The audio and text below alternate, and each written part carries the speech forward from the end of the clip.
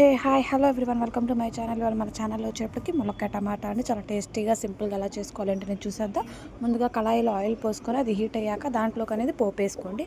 పోపు వేగిన తర్వాత ఉల్లిపాయ పచ్చిమిర్చి కూడా యాడ్ చేసుకొని ఒక 5 మినిట్స్ తర్వాత కరివేపాకు యాడ్ చేసుకోండి. ఉల్లిపాయ బాగా వేగిన తర్వాత కట్ చేసుకున్న ములక్కాయలు కూడా యాడ్ చేసుకొని ఒక 10 మినిట్స్ వేయించుకోండి.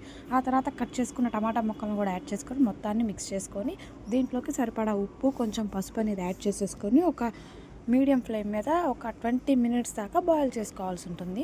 నీరు అడగంటుతుంది, నీరు అయిపోతుంది అనుకున్న టైంలో దీంట్లోకి 2 టేబుల్ స్పూన్ కారం అనేది యాడ్ చేసేసుకొని కొంచెం వాటర్ కూడా యాడ్ చేసుకొని మళ్ళీ మొత్తం మిశ్రమాన్ని ఒకసారి కలిపేసుకొని మీడియం ఫ్లేమ్ మీద కొంచెం వాటర్ యాడ్ చేసుకున్నారు కదా, ఇప్పుడు వాటన్నిటిని మొత్తం మిక్స్ చేసుకొని మీడియం ఫ్లేమ్ మీద ఇంకొక 15 మినిట్స్ బాయిల్ చేసుకుంటే ఎంతో టేస్టీగా ఉండే ములక్కాయ కర్రీ అనేది రెడీ అయిపోతుంది. నూనె అంతా పైకి తేలుతుందండి. సో కర్రీ అనేది రెడీ అయిపోయింది, మీరే చూస్తున్నారు కదా. ఇలాంటి మరిన్ని రెసిపీస్ కోసం వెంటనే మన ఛానల్ని సబ్స్క్రైబ్ చేసుకోండి. ఇప్పటిదాకా సపోర్ట్ చేసిన వాళ్ళకి థ్యాంక్ యూ.